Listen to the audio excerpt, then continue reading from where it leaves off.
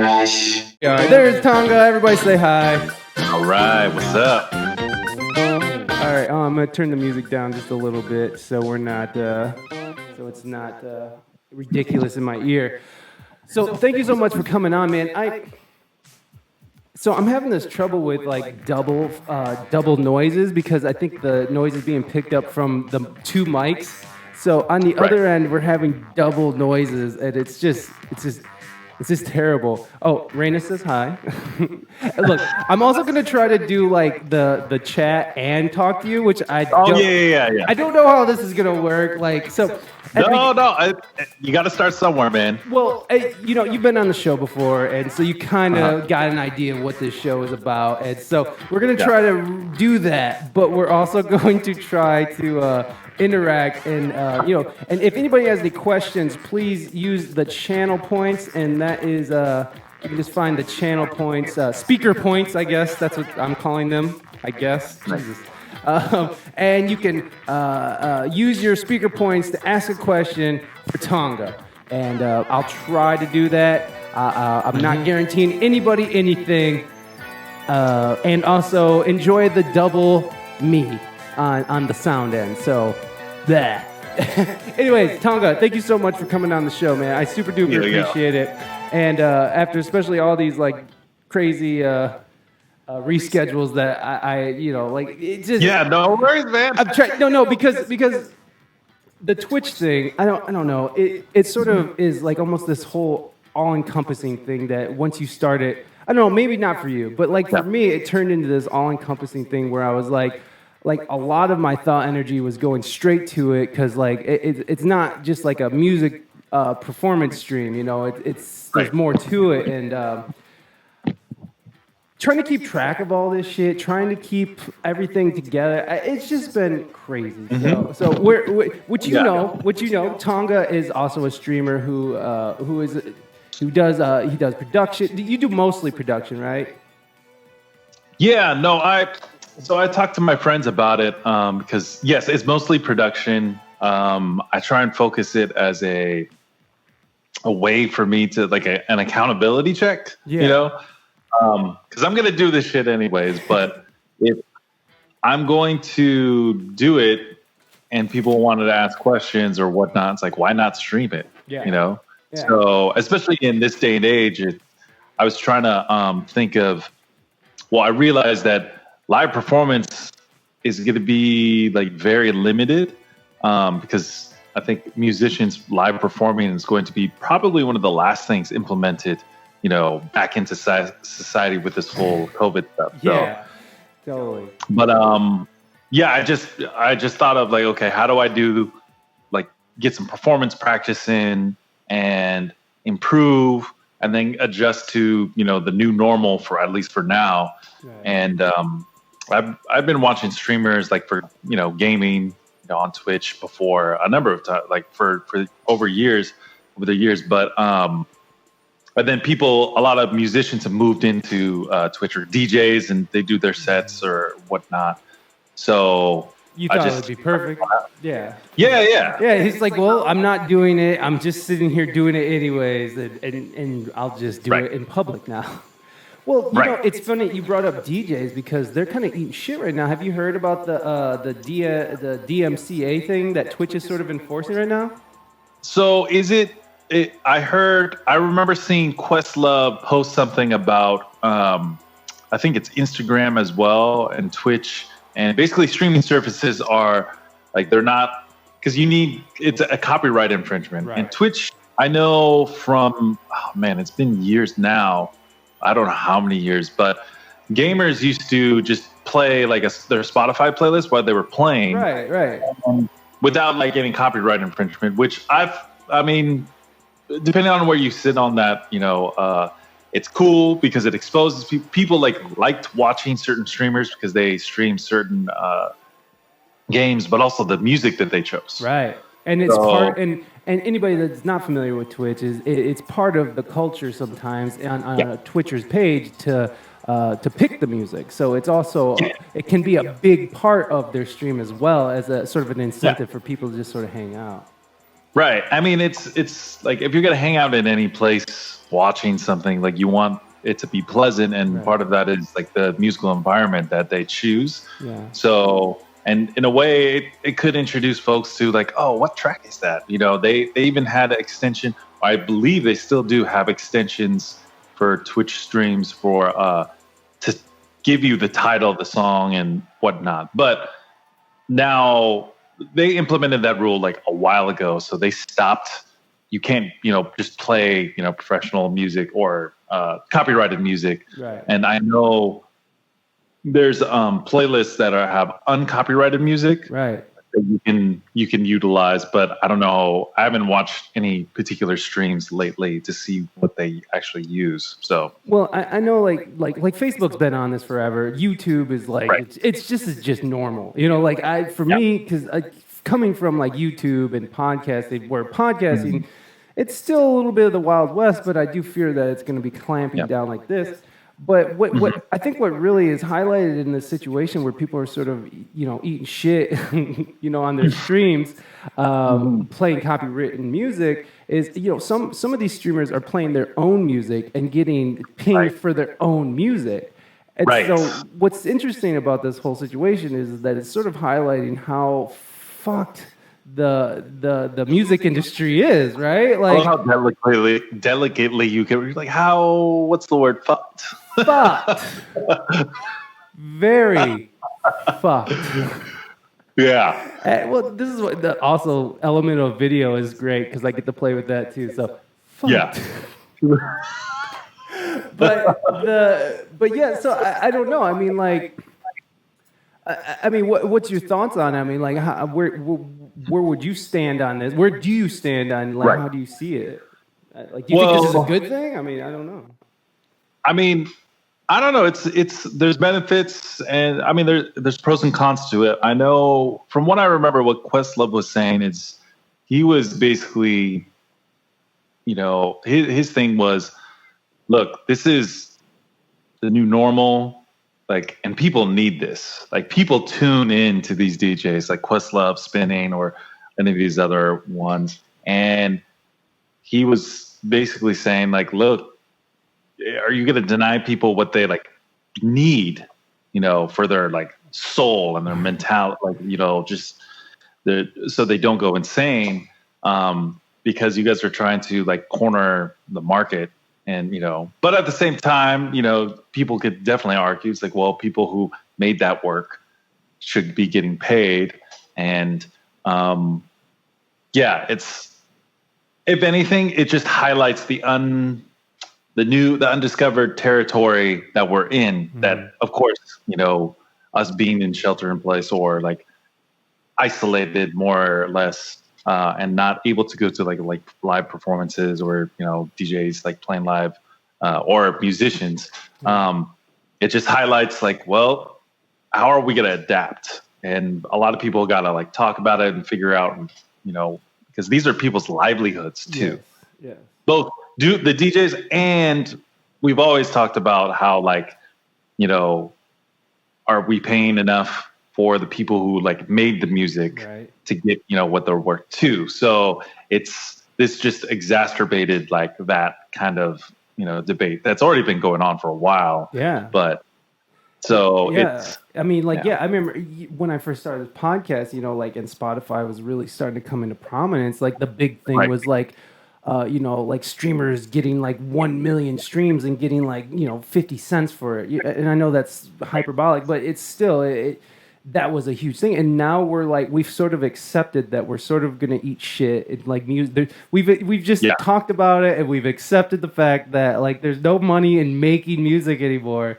And then, and so now we're at this point where it's like, I don't, like it, we can't even play our own music on the things that we are creating. That is just, I think that itself, that has to do with, I think, like algorithms where they're just like sweeping and they're not, I know it's not like just. I definitely disagree with that. Wait, you made the music, so. which it's a good thing too, right? Because you have, you know at least that there are companies out there looking for your best interest, looking out that making sure that your music is getting the right amount of 0.002 of a cent every stream. Yeah. But it's still like it's discouraging, and I don't know. I mean, like, what's the solution? Like, what do we do? How do we make it so we can fairly distribute music and use music correctly? Because here's another thing. I do video editing work, and sometimes I use stock music, right? Just like you can use stock footage, you can use stock paper.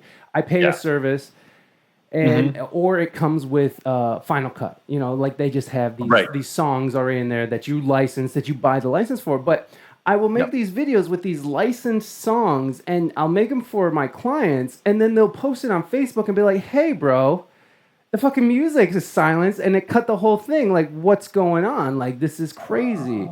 So, like, even when you pay for licensing, even when you're paying for shit, you're still getting pinged, and so it's just a very, I mean, it's not a perfect system, and it's a shit system, honestly, but and it's not perfect. But like, I don't even know where I was going. It's not a perfect system. It was never a perfect system. It was always garbage. It was just terrible from the inception. And what's the percentage of that happening to your clients? That I'm curious about that. It only happened. It happened twice, and it happened to two different companies.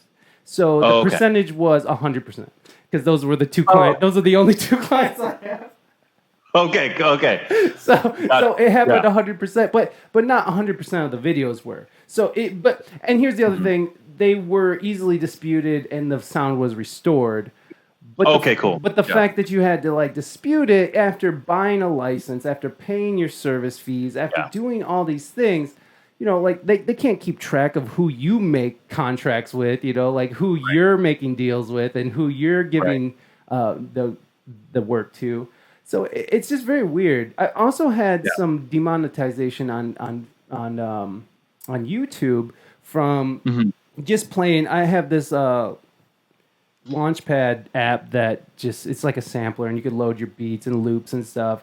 And there's some pre-made loops in there, like Apple loops or something, And it's getting pinged for demonetization because I'm just playing with it on a live stream, and it's pinging my shit, and it demonetized it for the fucking Launchpad music. So it's just it's strange. Like, I don't know how to navigate it. And then you have, I mean, I don't know if you've heard about any of the Twitchers who are just sort of freaking the fuck out right now. They're like, apparently it started with like this main Twitcher who is like, who got pinged and got, what is it called? Deplatformed. And he was a big Twitcher, right?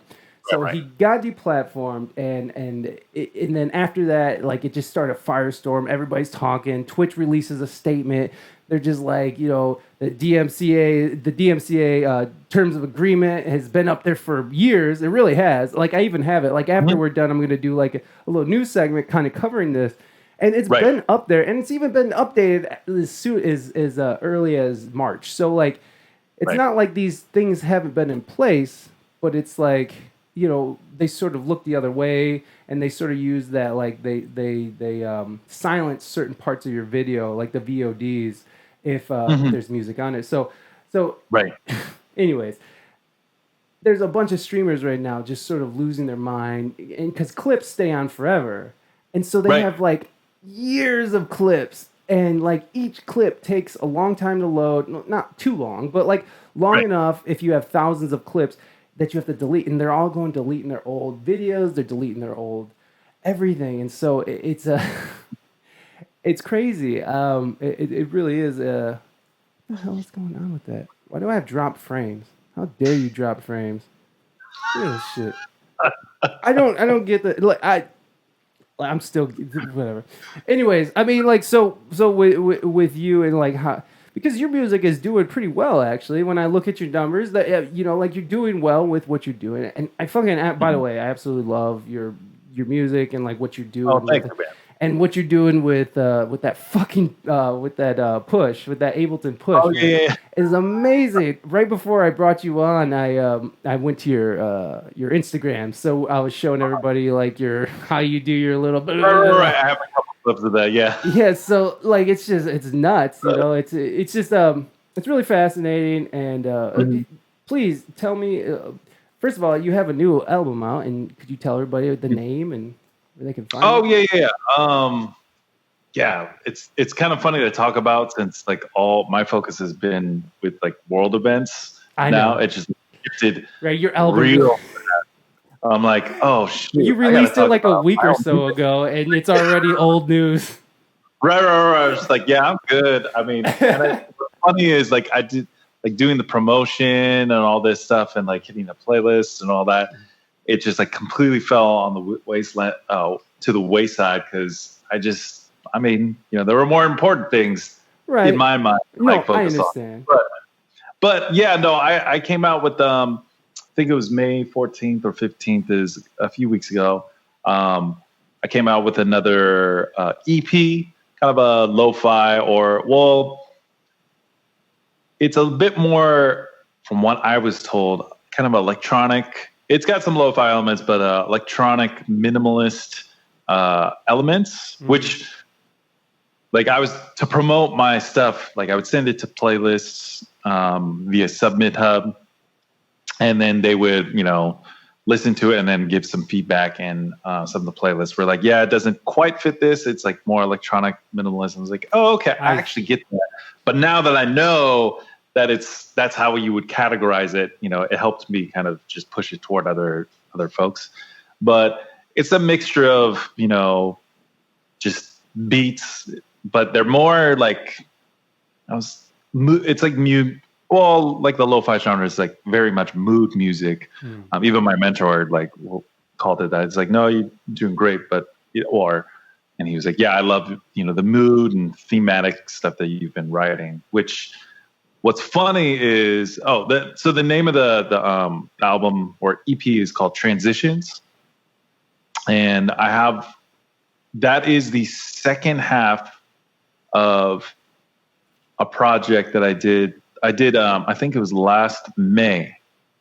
So about a year ago, I did a 30 days, 30 beats kind of challenge for myself, which I cheated for most of those because that's a lot. Oh, dude. It is. 30 days, 30 beats. Woo. No, I absolutely agree. Man. Yeah, I agree. And like after, I think like 2 weeks, I was like, oh man, I can't wait till this is over. But I was very proud of myself that at the very least, I posted a new beat on my SoundCloud before midnight of every day. Wow.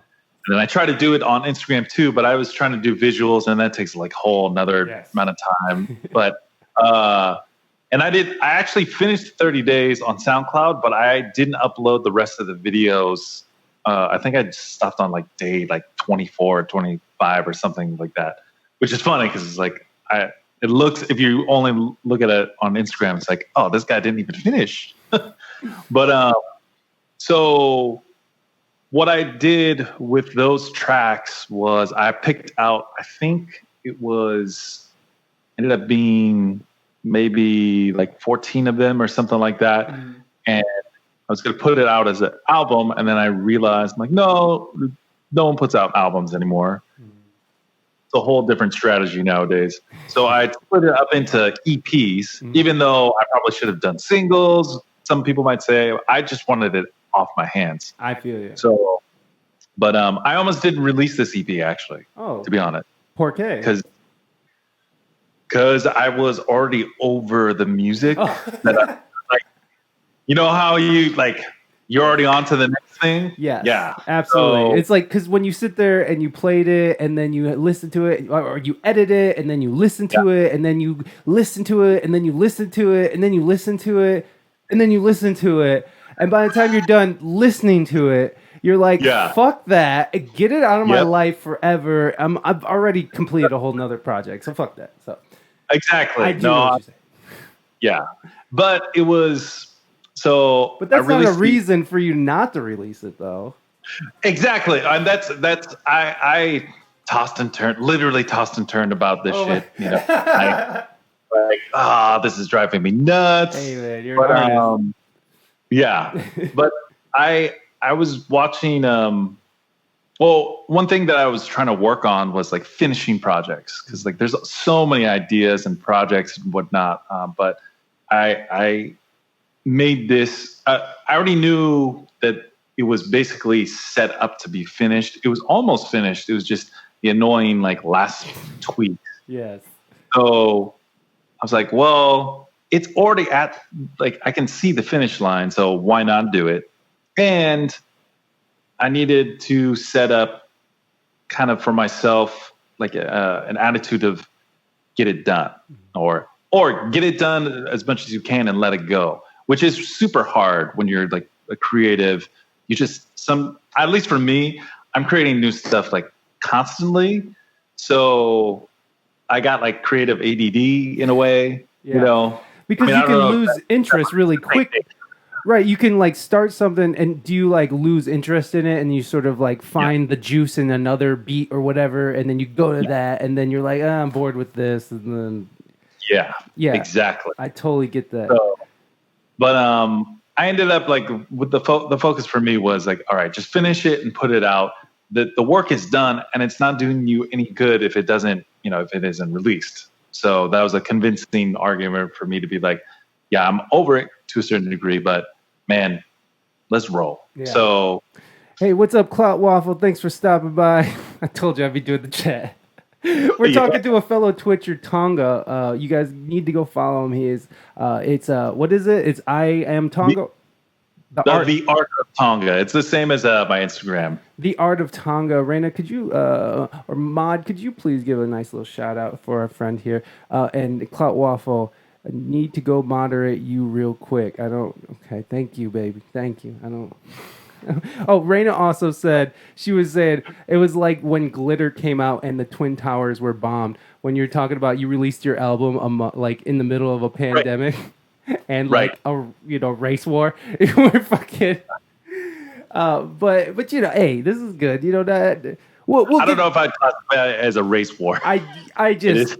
Yeah, I know what you. I'm just going to the top, Anyways, but so you decided to release this EP, and I love that it was part of this like 30-day challenge. So then that alludes to another release? Is that then you have a whole nother release ready to go?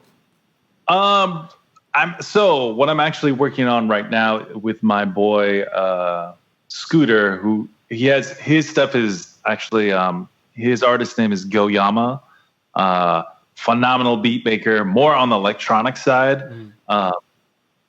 He used to go to UCSD and used to be kind of, I was TAing for my mentor's class at UCSD, and he was like a student, so he was like a former student, but we ended up being like really good friends. And we're actually working on like remixes of the album. So nice. Yeah.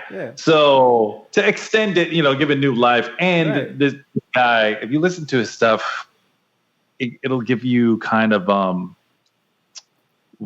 just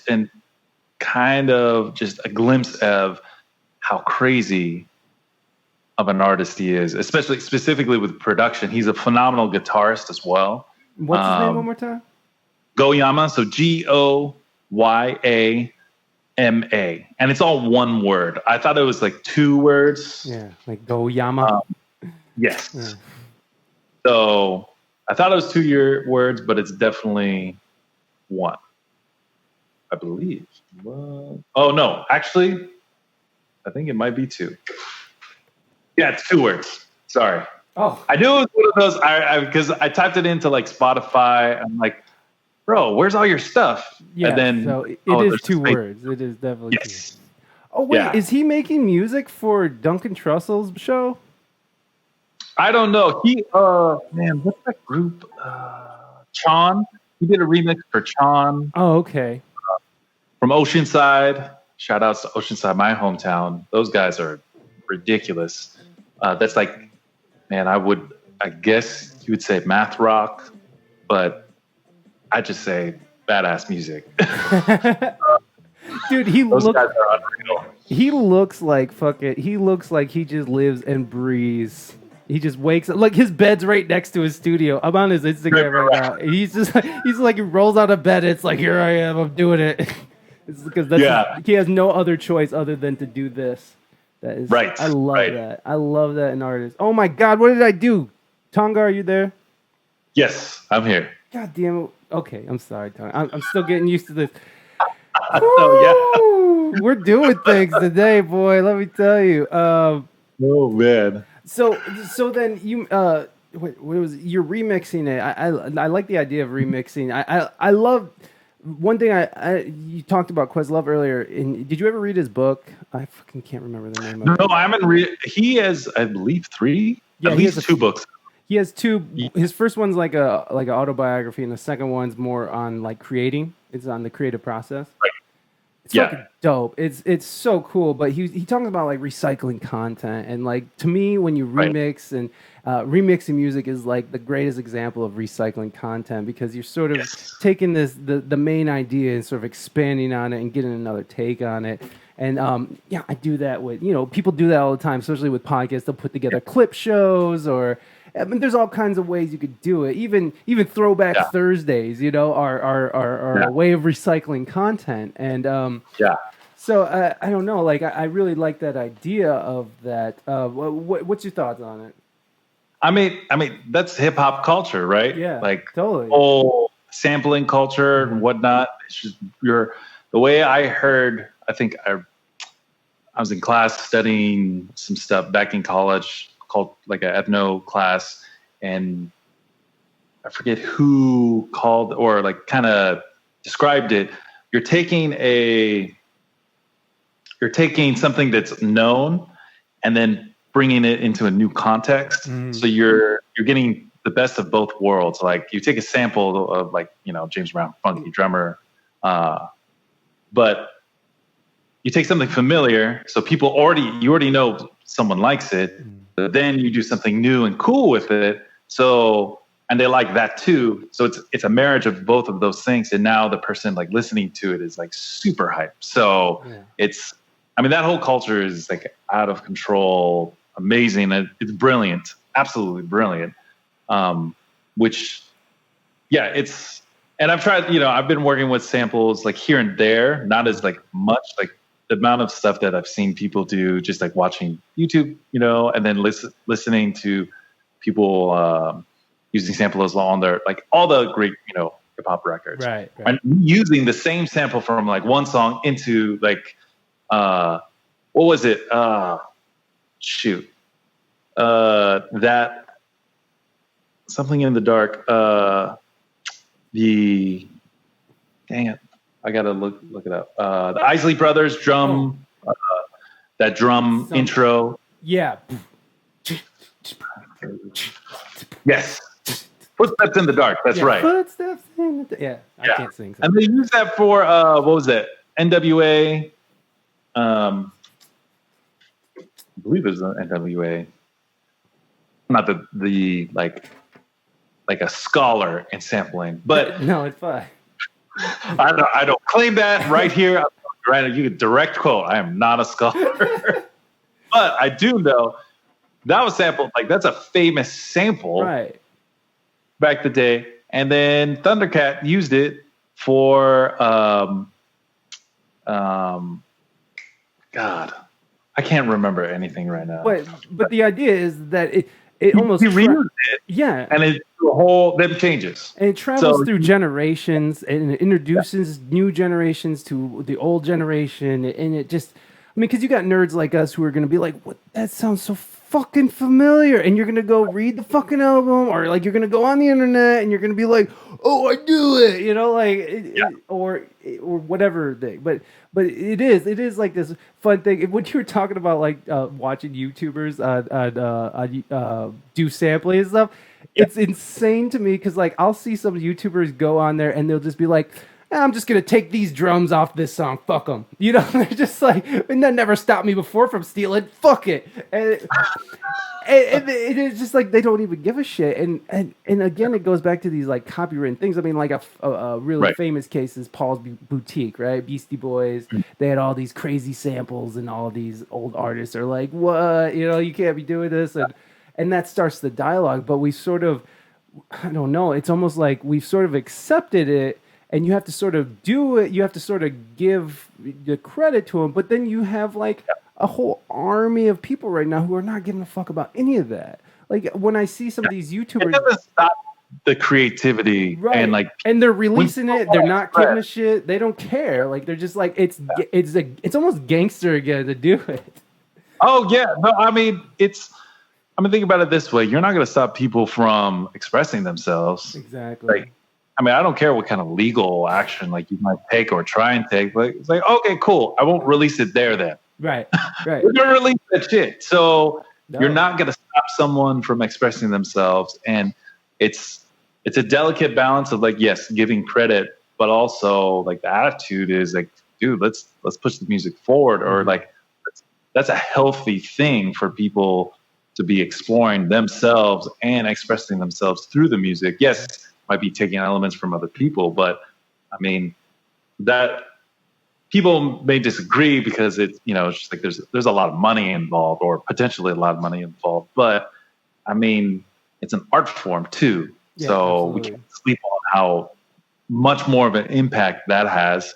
No, it's people are not going to stop. Like I've talked to some, producer friends of mine, and I asked them because I don't use samples, or I haven't tried to release anything yet specifically with like a sample that I would have to clear. If anything, I've actually made challenges to myself to like basically kind of write a track and then bounce it and then sample that. So I'm just sampling myself because I have the ability to, but there's certain things that I'm like, I have sampled other things that I haven't released in particular, but I talked to the folks that I know have released. I'm like, so how do you guys clear this stuff? And they're like, I don't know what you're talking about. They know, but they're like, I don't know what you're talking about. It's just like, look, I'll let it go as far as it goes, and then, work it from there. I'm like, yeah. Okay.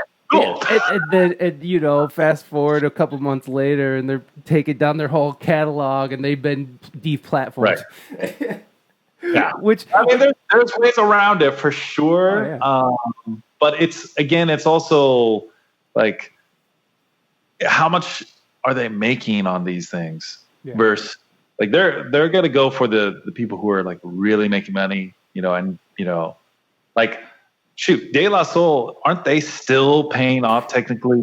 Their records still haven't, or a number of their records still haven't made them a profit because they're still, paying royalties and they got sued. Yeah. Oh yeah. And all of this shit was like not even thought of yet. Right. But once like, lawyers got involved, it's like, oh, we can make a shit ton of money off these guys. Which lawyers are good for that. Lawyers are really good for that. Oh yeah. So would you mentioned your mentor? Who's your mentor? Mm-hmm. Are you when you were in San Diego? Did you know Kamal Kenyatta or heard his name? I didn't know him, but I knew of him because of Matt Smith, and I also knew of him because of Gregory Porter. Yes. Because Gregory Porter is I fucking love Gregory Porter, and so when I found out from Matt that Kamal produced like a couple of Gregory's albums, I was like, who the fuck is this guy? And come to find out, he's from Detroit, which is like 40 minutes away from me. He's played with the Supremes, SWV, New Kids on the Block. New Kids on the Block, yo. He has this insane, and plus he's a Grammy Award-winning producer. So, yeah. I mean, I've actually reached out to him to try to get him on the podcast as soon as, actually, because I stopped into one of your streams and you were like talking about Kamal, and I was like, oh, cool, you play with him. So how did you meet Kamal? So Kamal, I met him. Well, it's a funny story. We have a long relationship now. We met in 2009. I graduated from college and came back. I went to school back east. Where? Wheaton College in Norton, Massachusetts. Wheaton College. Wheaton, yeah, and not the one in Chicago or just outside of Chicago. It's those could not be more different than each other. Like that one's a super conservative, like wildly conservative one that I'm like, that's cool, but definitely not my flavor. This one's a liberal arts college in nowhere, in the middle of nowhere, just outside Boston. Sweet. But I graduated in like 2008. And then was just trying to figure out some stuff when I got back to San Diego. I ended up going to Guinea for a djembe workshop for a month. What is that? I was Guinea, the country. Yeah. Okay. Yes. Like, where is that at? Yeah. I thought it was like a store. Pull out the map, young man. Oh my god. Okay, thank you. Please continue to go learn some rhythms. So I got back from that trip. And that was the last like planned thing that I had after graduation. Then like my life was literally wide open, and I was going through like a legit heartbreak from I had a girlfriend that had cheated on me for a second time, and it was literally like the lowest of the low. I'm like, heartbroken. I don't know what the hell my future has in store for me, and it was just wild. Yeah. So when I get home, I take like a month off and like try to clear my head. And like, I'm not going to do shit or expect too much. I was teaching a little bit and working on myself, but I wasn't trying to like rush myself into like, oh, I got to do this, or figure out my entire life. So in the midst of like that month, I reached out to San Diego bassist. He's actually from Detroit as well, originally, Nathan Brown, who would play with or still does from time to time with my dad's band. And I asked him for Kamal's number because he and Richard Sellers, Nathan Brown and Richard Sellers, had been playing with Kamal for like years, and they had been telling me about him all that whole time. It's like, yo, you should probably like link up with Kamal. You guys would definitely like vibe, and you could learn a ton from him. And I was just looking for some guidance and something to kind of focus, like let me get some lessons. That's something that I can consistently do, be held accountable for, and whatnot. So gave him a call, and we had a funny conversation over the phone. Just like, it's like, oh, Tonga. Yeah, no, I've heard about you over the years, actually. Yeah, it's nice to finally talk to you. It's like, oh yeah, no, I've actually heard about you. Like, so they were talking about me to him, and about him to me. Oh, nice. And so we linked up at his place. I did a lesson, and like, I kid you not, when you meet some people and you're just like, yep, we're going to be like around each other a lot. Yeah, I do. Yeah. 10 minutes in, it was just like we were on the same damn page, like right out the gate. Nice. And he like read me like a book. And just, we had a lot of stuff overlap musically and like philosophy wise, just like looking at stuff and just like open-mindedness and whatnot. And so we set up another lesson. And then after the second lesson, he was just like, man, I can't really teach you anything. Mind you, I'm still learning shit to this day, 10 years later, 10 plus years. But he was like, just come on through and we'll just work together. Like, let me kind of like help you out the way the old Detroiters helped him out when he was like growing up in Detroit. Wow. And I fucking ran with it, man. Like, the thing is, I'm proud of, it sounds weird to say this. I'm proud of myself to recognize how great of a like person he was to like really spend the time. Like, I made sure I had a lot of time, but to make the time to help him out any way I could. Like, within a few months of us like starting to work together, he started teaching at UCSD again for the fall semester. Mm-hmm. He's been at UCSD teaching for years. I forget how long, but I asked him, it's like, hey, do you need help around the classroom? Shit like that. Mm-hmm. So just to be around him, take advantage of the fact that it's like, look, he's helping me out. Let me help him out. but also see how he operates. Like, I'm a teacher too. Let me like grab some wisdom, just kind of like osmosis and whatnot. Hell yeah. So that's the, since then we've been playing and working on music, and like we've been super close. We're super close. I have been visiting Detroit like at least once or twice a year to visit his parents. What? And also like That's crazy. just get to know, Detroit. Detroit played a pivotal role in my life from afar. Yeah. Motown, Yeah. Motown, reggae, specifically Bob Marley, and my dad's music are the three pillars. Everything I've ever done musically and will ever do will stand on. Period. So, wow, that's nice to go to Detroit and like meet people and like get involved in the culture, or just like witness the culture firsthand. And it's so fucking cool, man. It's so cool because it exists so hard still, even though it's kind of gotten.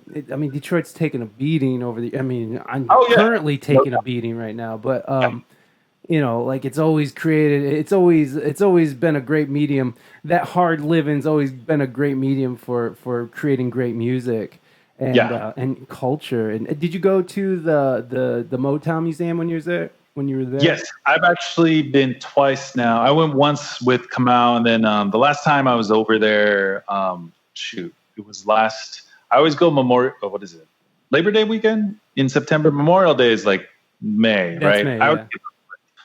So my girlfriend and I went, and then I took her to the Motown Museum. Wait a minute. Do you go for the jazz festival too? Have you been to the jazz festival? That's right around the same time. Yeah, the jazz festival is great. I mainly go to see the people, right. Everybody. It just happens to be like that Labor Day weekend happens to be like a pretty good time to go. Like the weather is like not terrible, Yeah. Oh, I know. Yeah. No, bro. I fucking know. I've been to Detroit when it's been cold as shit. Rain, although I love the rain. And then just like super hot. It's pretty hot like those days.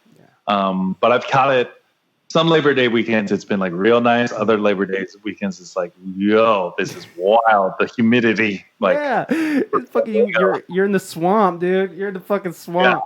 Yeah. It's nuts. So talk about your dad's music, because you said your dad's music is a pillar that you stand on. Like what about it? What's his name? What did he do? So his name is Semisi, Semisi. Semisi and Fulabula, Fulabula. If you look it up, like Google it, you'll see his website that hasn't changed much, and you'll see a video of me with not just a goatee here and a shaved head, because it's from high school or like early college. Still has that video up on like the front page. I'm like, Dad, come on, man, update your shit, bro. Yeah. But he's been a musician his entire life, and his life is wildly like just full of stories. But he grew up in Tonga, in the South Pacific, the Kingdom of Tonga, and so he was born and raised in Tonga, full-blooded Tongan, Tongan and Fijian. We have small bit of Fijian in us, but so the music that he does is kind of like a fusion. He calls it bula music, which is like a fusion of his Polynesian roots that he grew up with rock, reggae, blues, soul, Latin, like all of that stuff. So I grew up on all of that very early on. That's awesome. And on top of that, he has like the band really consists of like 20 or 30 people that he's called upon, like, a lot of freelancers, but they've all been involved in, Fulabula.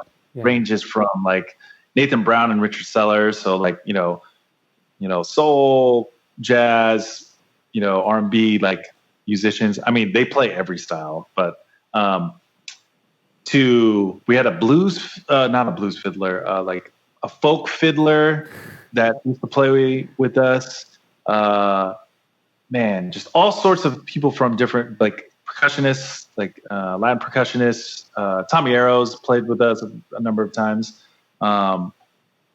Just everybody has like kind of like played with my dad, and so I was exposed by the people and their musical background that they would, bring in, and then I just steal fucking everything,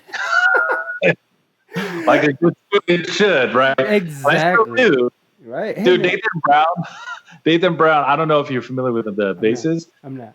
He to this day he's like, man, you stole all my licks, and like, it's like, yes, Yeah, I did. It's because you're amazing, bro. That's what happens. Not only that, I even bought a Fender 5-string bass because that's what he used. I mean, when you look up to somebody, when you respect them so much because of what they can do, I mean, it's hard not to do that kind of shit. It's hard not to want to be that, because that's you say, and like when I look at you, when I watch you play, I was like, that's the multi-instrumentalist I've always wanted to be. You know what I mean? It's like, for real, like. Like, sweet. I'm a multi-instrumentalist, but it's like bleep blah blah, and I watch you, and it's like you could like transition smoothly from instrument to instrument and just do lovely things. Whereas like it takes me about a week to get back into it, and I'm still going back. So I feel the same way too.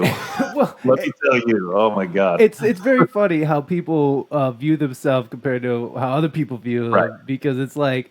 For me, I think that you're an amazing musician, and you do great work, and I'm sure you believe in yourself and that you do good work. Right. But there's a certain where you're just like, I haven't been happy with my playing in years. So and I find that a lot with these high performance players who are like already like very very skilled, very knowledgeable at what they do. And then they say, I haven't been happy with my guitar playing in 5 years. I hate it. It's like, I'm so sick of it. It's just like, bleh. And it's just, it's always fun to hear, because it's just like, everybody's still on that struggle. Everybody's still striving to do the next thing, hit that next level, hit that run, hit that one run that they've been fucking with for years now. It's just, it's a beautiful thing. I mean, it's a beautiful pursuit, art, but music in general, because like you can just take it as far as you want until your body and tells it's alive, you. Man. Yes, it's alive. Yeah. I mean, so I grew up a multi-instrumentalist, and live bands and all that stuff has been the core of my essence, and what I understand. I got into the production game just 3 years ago, and in a real way, not just I've done some production work as a producer, but for live bands, going into the studio, and that stuff I again feel I understand or whatnot. But when you come into the studio, and certain genres of music demand you to really know everything that you can capably do, utilizing just the technology. That's where the last 3 years have been frustrating in the most fun, awesome way I could possibly think of, because it's you could be a multi-instrumentalist, and this is basically multi-instrumentalism in the same way, or in a different way, the digital, I mean, not even digital, analog wise too, but there's so many parts that, I mean, looking at just the catalog of my music from the first single that I dropped to even now, the production evolution of that over the last 3 years or 2 years is when I actually started releasing stuff. But looking back at it, I'm like, man, that I did all right, but the amount of stuff that I've added and evolved or whatnot, it's cool. That's what's nice about seeing recordings and a body of work, is you just see the journey and hear the journey of the artist or a producer or whoever over time. And my dad always stressed that. He told me one day, how when you have parents or mentors, they say some shit and you're like, yeah, no, for sure, I get it. Yeah. And then later on you're like, God damn, Dad, that was fucking deep. Yeah. He said that when I was in a teenager and I wasn't happy with the recording. We did a live recording somewhere, and he's like, recording is just a snapshot of what's going on, where you are at that time. So don't put too much into it. You can put your energy into it, but don't let it pull you down, basically. Yeah. And I'm more in tune with that perspective than I ever have. Yeah. It's still a struggle, but it's to let go of like a finished project and be like, no, that's okay, because the next thing should be better. Yeah. This is not going to be the best thing. It might be the best thing at this time for sure, but the importance of just like keep creating and getting better is wild. But the snapshot, just like, it's just a snapshot of where you're at. Like, well, and it's wild how many artists will let themselves talk themselves out, like how you almost talked yourself out of releasing an album. But I did. Yes. And you'll as artists, we'll sit there and we'll let our insecurities or whatever it is, like run away with them, run away with our thoughts and just be like, well, maybe I shouldn't release this at all. It sucks. It's stupid. It's like the one thing that I picked up from the video editing community, I'm sure it's spread across all these communities, is it's better to be finished than perfect. Done. What is it? Rather done than perfect. I don't know. Whatever the little phrase is, you get what I'm saying. It's like you want to finish it, man, because you wanted to get it out. You don't want to just sitting on your hard drive for years and years and years, and you talk about this thing that you've been working on, and it's like talk is cheap. It's like just fucking put it out. If people like it, they like it. If they don't, well, you could always do it again. So fucking go with it. And that's the whole point too. To go along with what you're saying is you got to let other people, you have to give them the chance to like it or dislike it. Yeah. It's up to them. You can think it's the best shit in the world, and then a lot of people are like, nah, it's all right. Just all right. Or you could think it's trash, and then people are like get totally hyped on it. You can't really. I mean, that's the crazy thing about art. You can get close to kind of knowing what might be hot or not, but people are going to resonate like naturally. Mm-hmm. Like there is an organic process for people to kind of like dig something. Right. It just I'm in the right time, the right place, something, that's mood, it's very individual. So, but no, it's that whole finishing thing. I've heard that sentiment in so many different ways, like hearing it from you and like, videoing from the video community, the music community, someone put it out like if you don't put something out, it does nothing for you, which it hit me hard. Yeah. Like you're actually damaging yourself by not putting stuff out, because it's either sits collecting dust and does zero good, or you put it out and it can do some good. Like it has the potential because it's out. And then one other way I heard it was like it's good to get an imperfect product out. Is this totally not left field, but my friend who's an advertiser, like he has his own advertising company. We were talking about, my work, and he's like, look, an important thing that you need to know is it's actually better to put something out that's like 80% done, and then you make modifications to it, with the expectation that it's like you'll get more data back from people being like, oh, this is, this or that, instead of spending all your time and money releasing it, thinking it's 100% done when it's actually not. And then you wasted all that time from getting real responses back from people to improve the product. And he was talking about like actual, like different products, but the sentiment is still the same. It's like, look, you don't know shit until it's out. Right.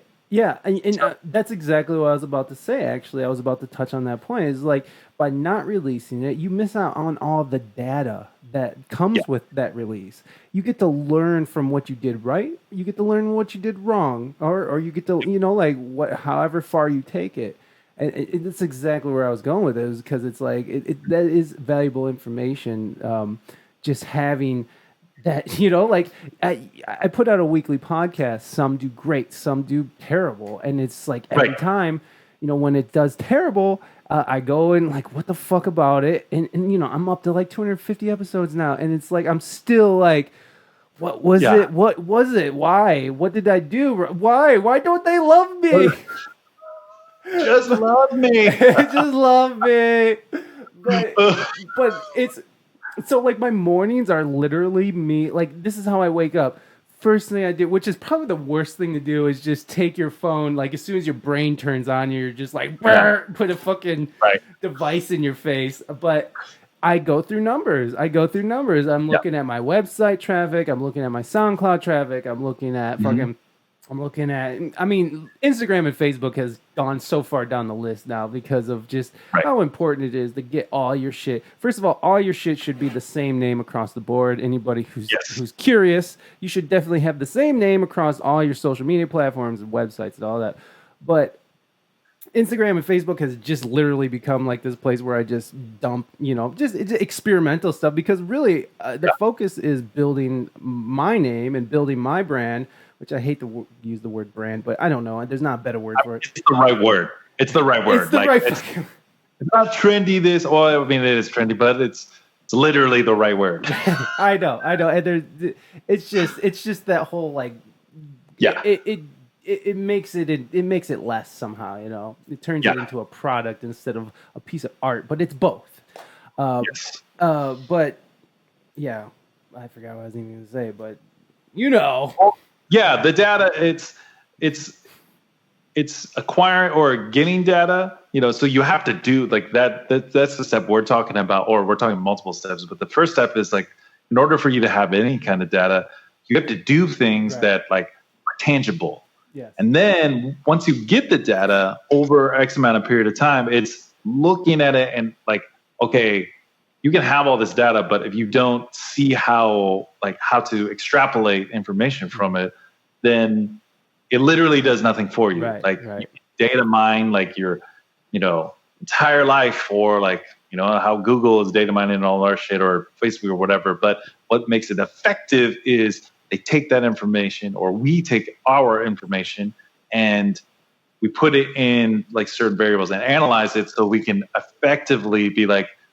those people don't really like, dig my shit. Yeah. So stop trying to advertise them or try to push it for, that audience. Like, okay. Or what is my audience? Right.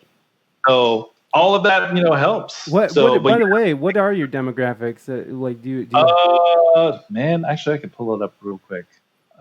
It's pretty like normal. It's like guys, dudes, 24 to 45. Right. It's just like, okay, yeah, who listens to this shit? 18 to 35 dudes. Yeah, which I'm like, man, I wish it was a bit more. Personally, what is it? 79% male, 18% female. That's cool. Not bad. 2% non-binary, rad. Nice. And then 1% non-specified. But that's just from Spotify. Right. But just real quick analytic, just a quick look. Typical, Right. And for me, it's about the same. It's like, because like I also do tutorial videos for just quick licks, and on YouTube, that's the most popular content. So when you're looking at the analytics, it's like this one video in particular that did really well. It was like I called it like a major gospel blues lick, right? And it was like completely like no women, all dudes, but it was from like ages 40 to 65. That was it. Nothing else. Right. And then everything else is just dudes, fucking 18 to 35 or 18 to 45. It's just dude storm. I don't mind the dude storm. I appreciate the dude storm, but I mean, people want to people are gonna consume shit and like you put it out there, but it would be nice to see like more like I follow like specifically. I try and find like some women like producers that I follow like specifically because it's like, they're always underrepresented in music. Yeah. Specifically, they're like stupid underrepresented. And part of it is like, it could be an intimidation factor of like at the boys club bullshit, and I listen to these like women producers that I like I'm taking as like, that's dope. Let me include that into my production or that perspective or whatnot. And it's just unfortunate, but I feel like there is more because just the day and age we live in, like there is more of a push for like, to hopefully like include more women in like these musical spaces, and not just as typical like spaces like singing, which that's always great. That's always been great. I don't know the percentage on that, but in production stuff that's like mainly male driven, it's good to see like more women getting involved and like crush the game, or even if they're not crushing the game to someone's perspective, watch them grow. Yeah, that's my shit right there. It's like, all right, I want to see this person like over a course of like a year, like see where they get and like the improvements that they make, because they're bound to, and I'm rooting for them, period. Like, and stealing, their great ideas. Yeah, Just exactly. like other people, like, I'm going to do that to everybody. We need more women producers so we have more options to steal from. Okay, ladies? And I see you, Whisper Glitter. Thanks for stopping by. I super duper appreciate it. What'd you redeem? You redeemed an AMA. What's your question, Whisper Glitter? Whenever you're ready, drop it in there. It is nice that we're getting more women, and plus, I love on like IG. I follow so many women who can just shred way harder than me. Like it's like it's one of my most favorite things to do is to like, I don't know why it makes. I'm not trying to distill this down to looks, but it makes that girl way harder when I know that she's shredding way harder than me. Like it's just like it just does it for me. I'm not trying to objectify women here, but like it's just what happens. I'm a dude, okay? Like you see a girl shredding, and you're just like, wow. It's just you can't. I love it. I love watching girls shred, and I mean they do great. Like because it is a dude's club kind of. Right. Yeah. Right. But I mean the important part is like to take from women like shredding or all that stuff. It's just like the excited part about me is just like, well, they're involved and they're occupying that space that they should be occupying, along with everybody else. And it's like, and people, we got folks that are just like, well, they're only famous because like, their looks or whatnot. It's like, they still have to play, right? Just like let's not minimize it to their own, it's the look that's like giving them popular. Like that may attribute to it, sure, but I mean these girls have to like, and women have to like throw down. Yeah. There's a lot of them. Like they throw down, and I'm like, damn. Hats off, man. So that I love it. I love it so much. I love it so much. I love seeing little kids shred, and I love women who could shred. Like anything that's outside of just like some crusty dude, like shred. Yeah, we've seen that before, and like, yes, we get it. Like, I want to see more representation. Because exactly. And the funny thing is, it's like, look, there's been women that have been shredding for years, right, for decades. Like, it's just now we have like platforms that you can see it a little bit better. Right. Absolutely. So it's like, well, I mean, and then what creates more of a momentum to inspire other women to do like, oh, I can do this. Like they see themselves in these people, just like representation. If I see a Polynesian doing some dope ass shit, or biracial like folk like doing, I see myself in those people. Hell yeah. So just like, well, I don't care. Like they're doing great shit. Awesome. Yeah, for sure. Whisper Glitter, I didn't realize that. Shout out. So shout out to Reina Mystique, the best vocal coach ever. Yep. And also the greatest mod ever and the greatest wife ever. So no, but no, when you're talking about how, now that the internet's about us and there's always been women shredder, that's happening across the board. It's happening, especially with the Black Lives Matter movement. And you see, black folks and people of color have been getting beat up by cops and been put in bad situations for a long time. And now there's now people can see it, and now there's no denying it, and now there's a video where there's someone being choked to death for 8 minutes on camera, and this shit happens. This has been happening for fucking forever. So it's I actually want to speak something to that point in particular. I actually took a walk with Kamal, a social distance walk, last week, and we were talking about this shit because I asked him about his. I mean, he's told me my relationship with Kamal has been like a lot about music, but the core of it has just been like way beyond that. It's about like opening my mind and, just learning about the world in general. And he had a unique experience. He's a black man from Detroit that grew up during, like, he was 7 when his parents took him on MLK march in Detroit. So he participated in that. And I asked him about it again when we were on this walk. And he said, well, the first thing, he just, to lighten the mood, he's just like, yeah, I remember that walk. It's hot as hell. Shit.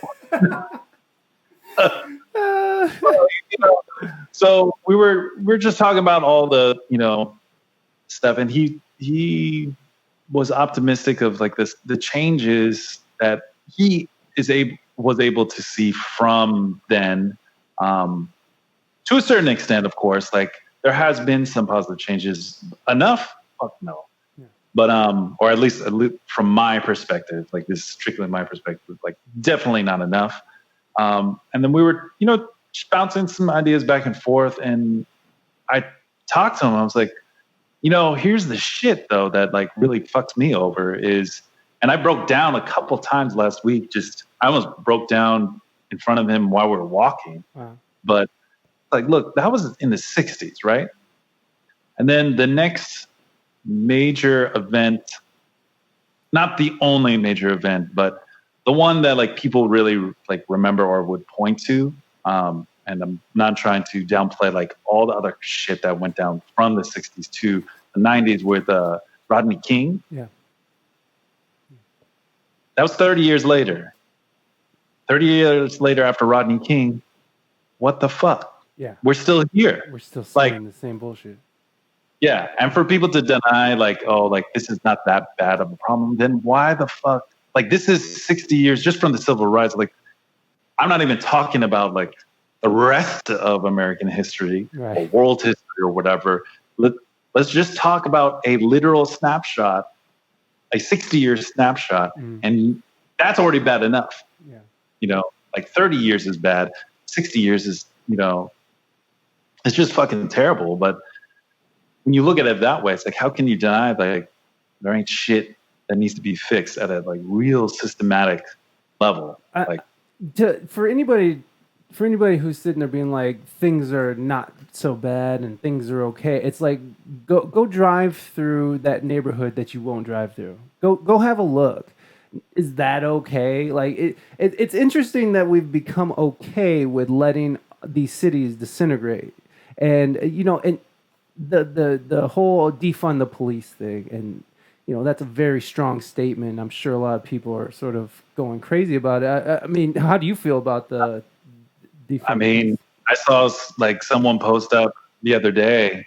It's like, people think if you think defunding the police is, and it's really divesting from, it's not like completely wipe the police department out.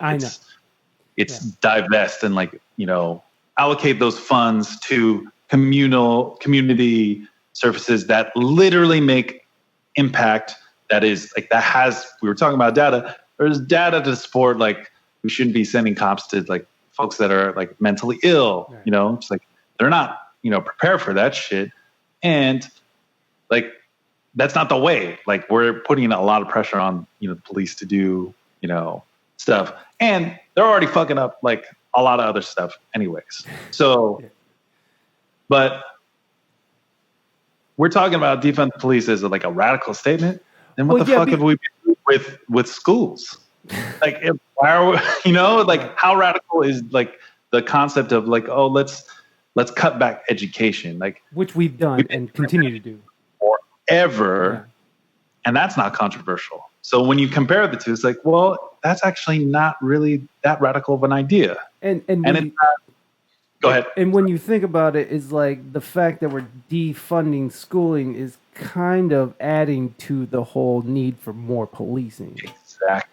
So yeah, when you hear this radical thing, and I know why that they chose to say defund the police, they wanted to grab your attention. I get it, but it was just such like when make a statement. If you're gonna make a statement, you might as well do it with your whole damn chest. It's absolutely, and the cameras are on, right? The cameras are on. You might as well get it.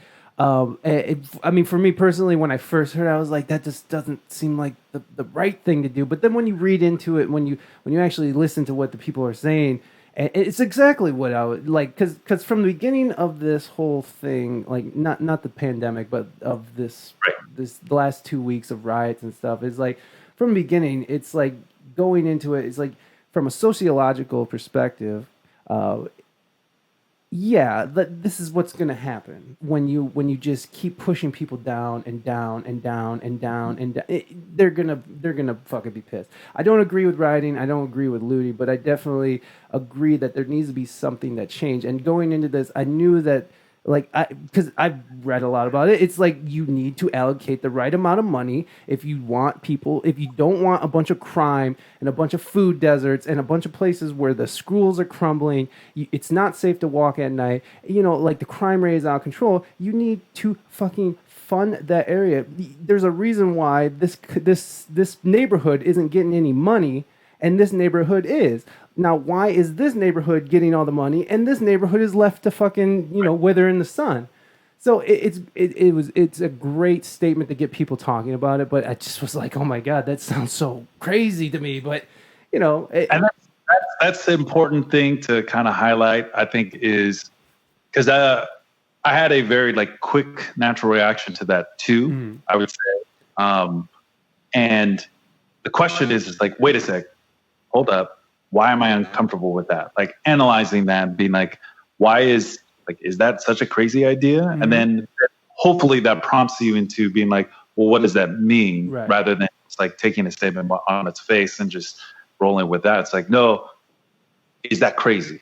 Is that actually crazy? Let me look into this. And then you find all these absolute, truths about, it's like, look, why are we, you put your money where you think things are important, right? And to say that, you're for unity and all this shit, and you are actually putting your money into policing people rather than uplifting them, you're putting everybody at risk, So you have to put the money, the city's budget should reflect, building people up. It's residents, yeah. So exactly, and what the residents want, and what the residents need, So it's and it's important to question that and be uncomfortable, and then even when yes, we both had a quick reaction that was like, whoa, but we got to be more and more people have to be okay with being uncomfortable and facing and asking the question, why am I uncomfortable? I've learned that actually in music, swinging this back into music and how music, art imitates life and life imitates art. For sure. I talked with a San Diego musician when I was in college. I was back from college for, I forget what kind of break, somewhere in the middle of my college stuff. And it was Dave Curtis, who's a phenomenal musician that I think he lives in Ireland now, but he's another multi-instrumentalist, freak of nature. Nice. And we were talking, I forget exactly what we were talking about musically, but I remember that conversation helped build my confidence in what I was doing or what I was all about. And he said something that I'll never forget. He's like, look, if you're uncomfortable with a musical situation or whatever, it better be for a good reason. And that's it.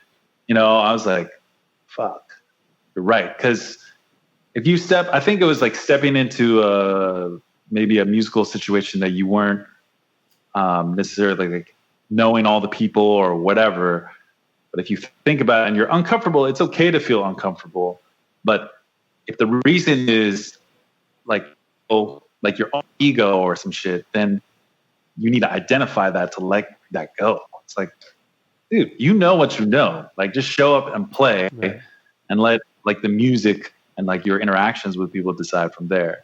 So, but you have to face that uncomfortableness and like ask what is the source of that, musically and socially in this day and age. Like, it's an important, thing to come to. Like, I'm uncomfortable with that statement. Yeah.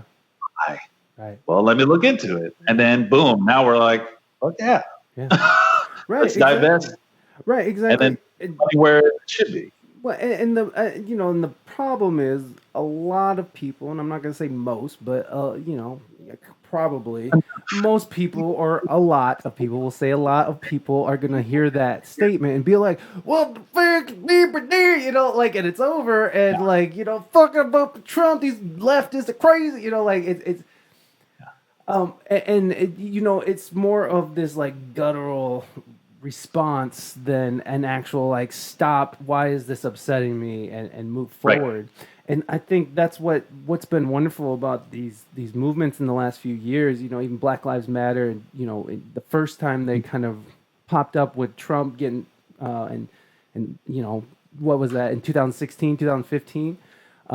We were having riots all over the place, but one of the great things about that, and it still is continuing, and even with people, with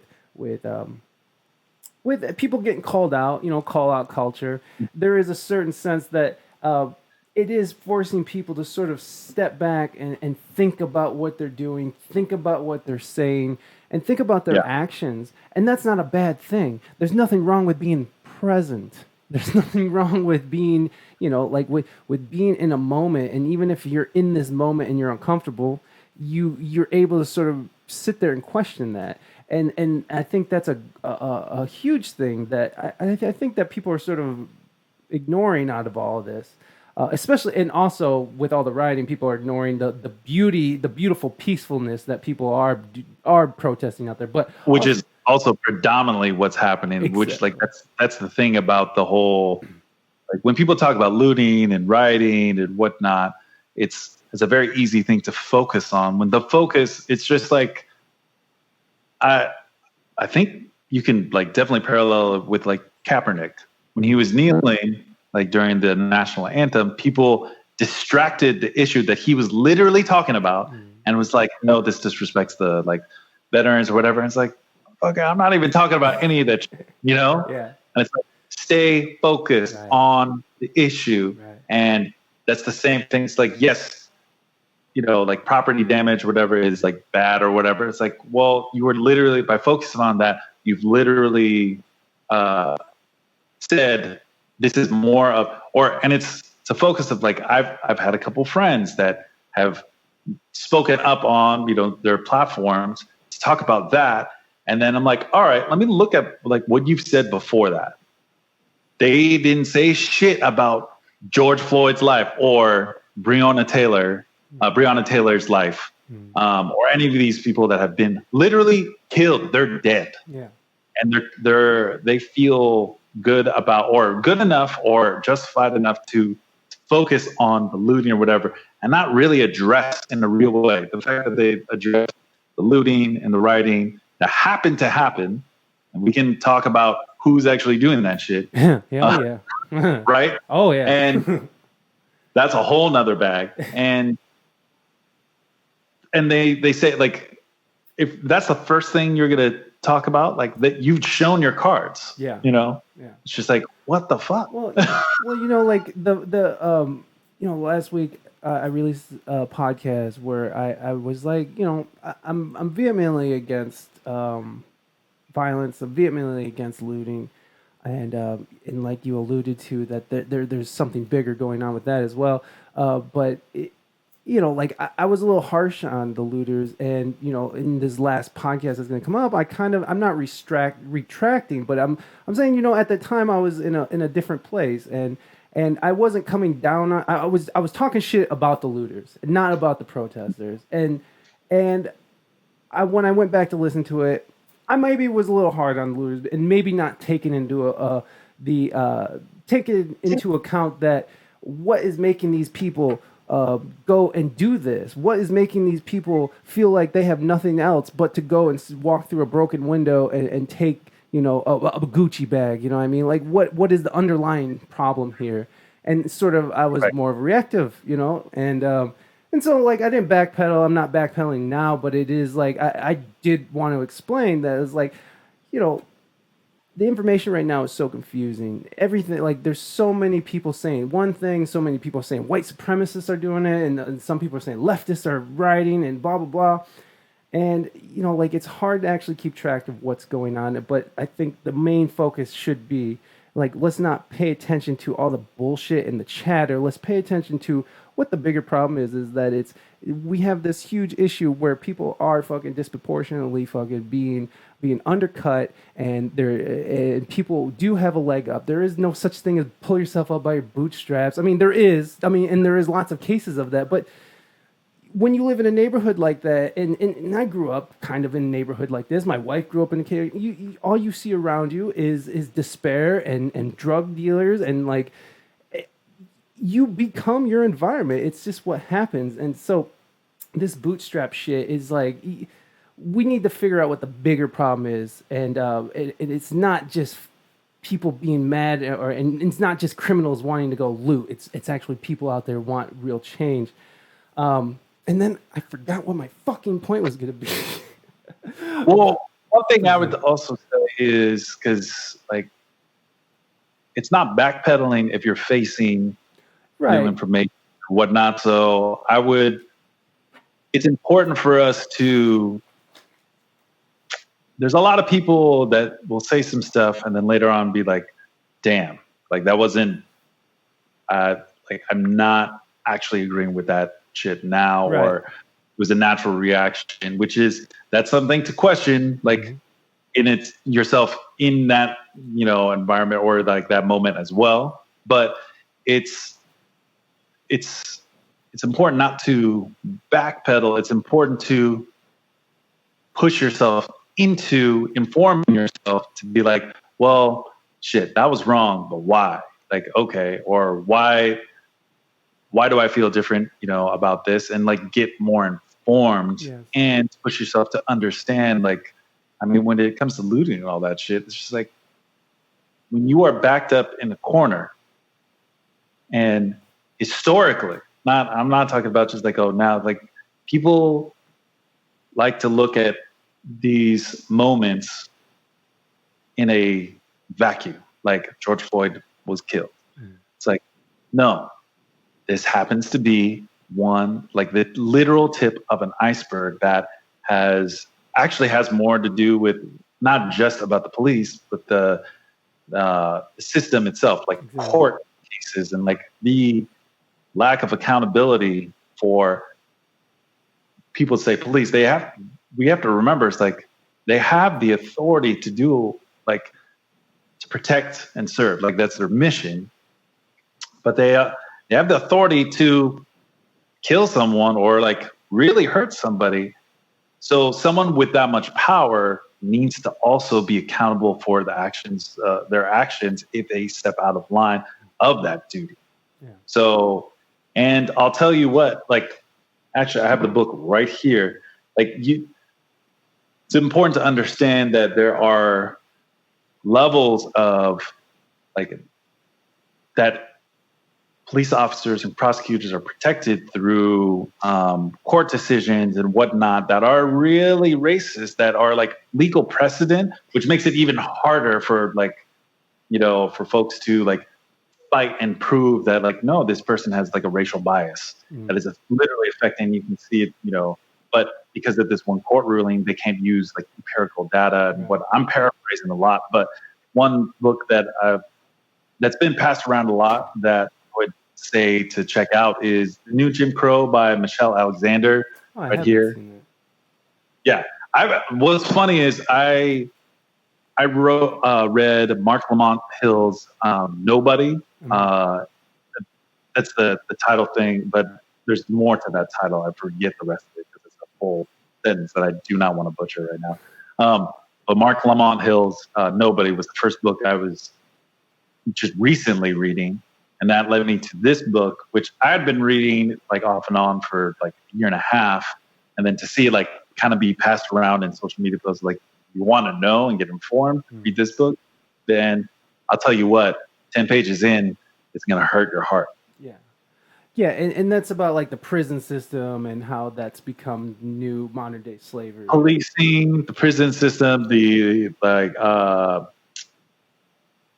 at the court level, like the Supreme Court level, like the judges, juries, like how all of that system works.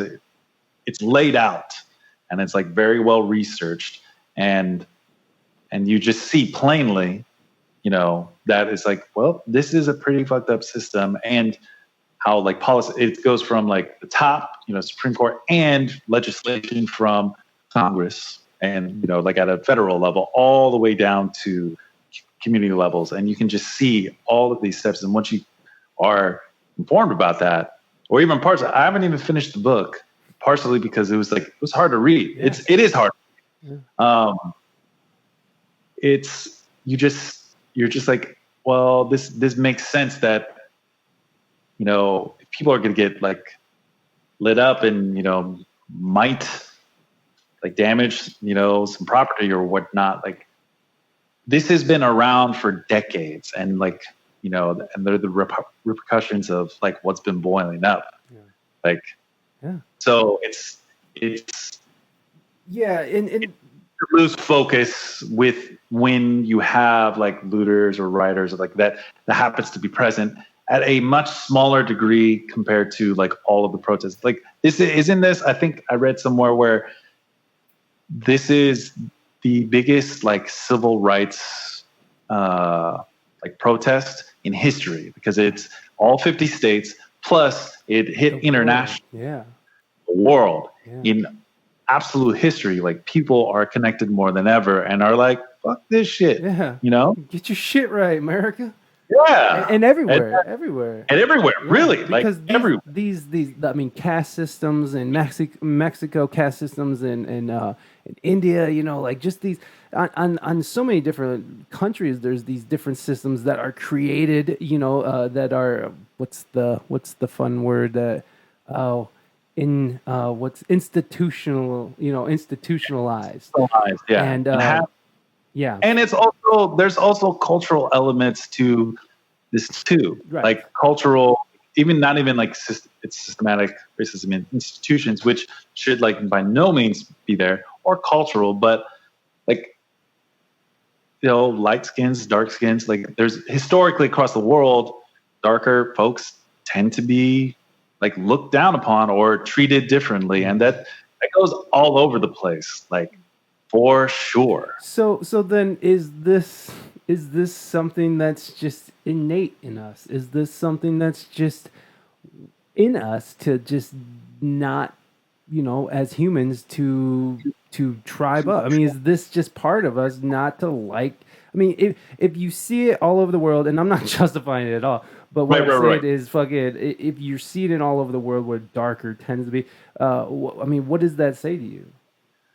I think it says to me that I don't know if that's an innate thing at all. I don't believe that. Yeah, I don't either, but because you see a lot of folks like are cool, Oh, of course. There's enough folks to prove otherwise. And it's also, think about it, it's hard to not be influenced by history and culture, and unfortunately there's a long history and a long culture like within America and other places. I can't speak on other places, because I mean, born and raised in America, but exposed to, my biracial like family, like being half German and half Tongan.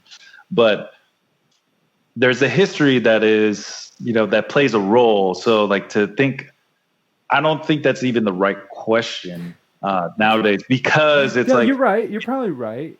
Oh no, only because it's like, for us to talk about something that's innate, we have to eliminate all these other variables. Just think of that as scientists. Like, you can't be influenced by culture. You can't, and I would feel that's like, no, I think it's innate to just like chill with the people around you and you work together. Like, we're innately like we work with people, around us.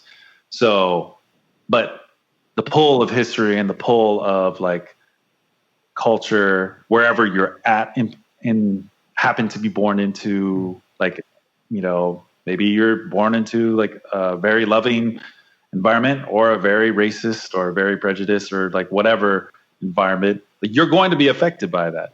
Does that, eliminate the chance for you to become something more accepting? No, but it's fucking hard. Yeah. Yeah. Like if you don't have any other examples that actually like move you or like you can relate to specifically, like, yeah, it's going to be really fucking hard. Yeah. And then on the flip side, it's going to be really fucking good. If you do have those examples, you're going to be uplifted, from that. Yeah. So and that's what we're looking for. And then I think that's what everybody's looking for at the end of this is like, we just want everyone to have a level playing field here. Like it shouldn't be like, because you live in one neighborhood, because you're from fucking La Jolla, you get to do this. And then because you're from Barrio Logan, you have to go live this life. You know what I mean? And now I know Barrio Logan has been gentrified. So I know it's not what it used to be. But, just a little. I mean, it's not all gentrified. I mean, there were like some folks, but there has been some changes for sure. The underserved is getting a little more served these days, but just because of other reasons, which is kind of, which is kind of other reasons with these looting and riots. We kind of were alluding to it about, I don't know if you saw those videos where there was like piles of bricks just laying around. And these motherfuckers, I swear to God, like, I know. Where did that actually happen? Come on, man. Like, I had a friend who mentioned like, well, we don't see a lot of construction because we don't look for what we don't see, or we don't see what we don't look for. And I was like, sure. Okay. I'll give you a little bit of that, but come on. Like they're everywhere. Like in a lot of different, the footage that I've seen, that just like they happen to be in the paths of these protests, like extremely convenient. And it's like, and then other videos of, unfortunately, that I've seen, like, that have been passed around that are like police setting them up, like a pallet, here, or people unloading some shit. And it's like, and then you have a history of that in like China, like the Hong Kong protesters, where they took those and then they like they did some like really ingenious stuff, like put it on the ground and glued them down. So like vehicles, like enforcement vehicles couldn't get through that area. It's like, well, if you're going to set that up, it's a type of resistance. I was very ingenious. But it's like, you're going to give something, you're going to enable someone who's already angry to like, easily, maybe like if they choose to, like damage some property or whatever. Like come on, like that's inciting. Just like how, like the peaceful protesters have been incited by like, they're peacefully protesting and then bam, tear gas like comes out of nowhere. It's like, absolutely. What the fuck just happened? Well, and then here's the whole thing about like all this information that's coming in that's saying different things. And by the way, Whisper Glitter, shout out to Gummy Bear Coffee. It's the bestest coffee ever. I disagree with you. It sounds just absolutely terrible. But if you love it, Whisper Glitter, then I love that you love it. And I love it because you love it. So I don't even drink coffee, so I had to quit. It turns me into a maniac. Well, I mean, and here's the other. So, like, you had this disinformation that happened. Some people are saying you have these like super left extremists putting up these bricks, and there's even videos of like this black woman giving a brick back to these white kids and screaming. I saw that one. Yeah, and they're like, "What are you doing? What in the fuck are you doing?" So you also see. So there are cases. So that leads me to believe that there are cases of some, leftist groups who are out there setting up some bricks to get shit. Right. Well, that's what I'm saying. This is what I'm saying about the disinformation, is because then you have people, saying like there's white supremacists coming and setting shit up. Yeah. And then you have people talking about cops, because all three of these groups have historically done shit like this. They will go, like cops, especially cops. When you talk about cops fucking dressing up in tactical gear, going and starting riots in Seattle for the G8 convention, back in the early 2000s, that was the first time, and I know that was Alex Jones thing. I know Alex Jones is hated now across the board, but at one time Alex Jones did have like real information, and that was one of the big things that I remember, and even gets brought up a lot, like Joe Rogan. But it's that G8 summit where it was proved that the FBI was having people go in and acting as provocateurs. So it's not outside the realms of possibilities on all of this. And so, like, it's just such a very confusing time, and so we're sort of left to make our own narrative. And so, what is the narrative that you're going with in this situation? Like, who would you point the finger at to starting these riots? Because we are seeing evidence that they are sort of being provoked. Right. And again, I always have to like make sure the focus is like, well, and what's the percentage of like stuff like getting like messed up compared to the thousands or like hundreds of protests that are actually happening peacefully? Right. No, I understand. But we're talking about a very specific thing here. We're talking about people going out and starting shit just to start shit or to make a point, whatever their point is. And so that's what I'm talking about. I mean, I completely with you. And like I said, I'm vehemently against looting and violence, but we can see how this can happen. But I mean, like, do you think that there are people out there provoking these situations? I mean, and if you do, who are they? I mean, it would only make sense that it would help someone's agenda to like do that. Mm-hmm. And there's again like history, and not just like in the U.S., but like around the world, where like people have like actively incited certain things to enable them to like bring down the hammer, so it would just enable them to like take action against like protesters who are actually being peaceful. But again, there's plenty of people calling those people out in the middle of protests. I had a friend or two that were at the like La Mesa protests that were saying just like, yeah, there's some weird like folks that like showed up that you could tell were kind of like looking to start some shit that were actual minority. And when they would try and like start, doing some looting in the beginning of that protest, or I don't know at what point, they like other folks be like, nah, like, no, don't you dare fucking do that. That's not why we're here. Right. Right. It's like, we got to hear about people doing that too. Exactly. And that video of that Black woman who just handed that brick right back to those folks that were trying to like, hand bricks to, she called them up. I was like, what the fuck are you doing? Yeah. So that is happening too. Yeah. And I think because of thank you, Whisper Glitter, for the biddies. I'm also hoping that the just people realizing that, like the people at these protests, I haven't been able to like personally walk in any of these marches because I have my parents are susceptible to COVID because they're older and they need to be treated. But I had to like talk to them. Like recently I went to go, it's like, hey, I might not see you for a few weeks because if I go to one of these marches, I'm going to self-quarantine to make sure if you guys need help, my brother and my sister-in-law are taking care of them. They can't do shit. They have to they're already community workers anyways. They're doing like the most. But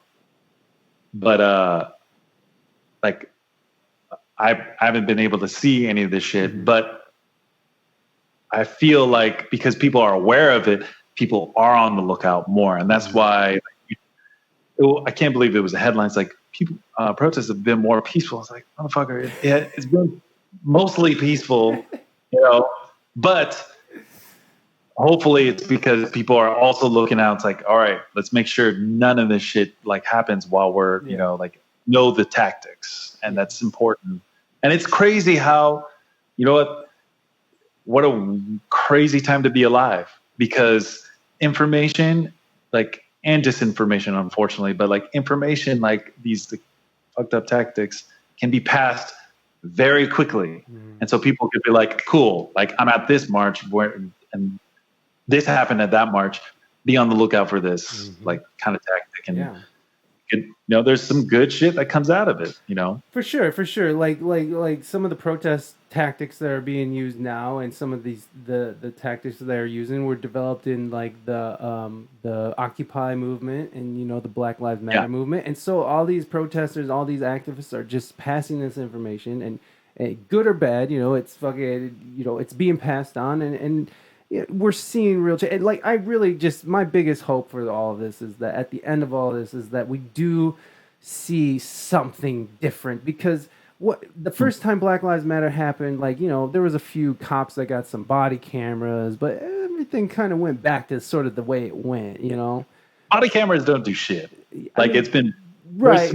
It helps a little, but well, I mean, also there's plenty of cases where they don't even turn their body cameras on, or they turn them off at a certain point. It's like, what? The entire point, and then there's no accountability for someone to, when they do turn it off. It's like, where's the accountability there? Right. That is gross. Like, that's terrible. Like, if we were to do that for like any other serious, like if like a teacher needed a body camera, or like, or any of those things, they would be fired. Like, some of the same offenses that like people are put on suspended, paid suspension or paid leave or whatnot, or unpaid leave, but they still get, like their job back or whatnot. You would lose your job so damn fast. Very quickly. And it's like, where's the fairness in that? Yeah, and even if it's on camera, like there were still fucking cops just going right back to work like it was all good. Yeah. No, I talk, like when I talk and when I'm talking to people and I ask these questions, well, I don't necessarily believe in what I'm asking. I'm like asking you a question, but I don't believe the context that people might get out of it. But I do, but it is part of me just exploring these ideas and right.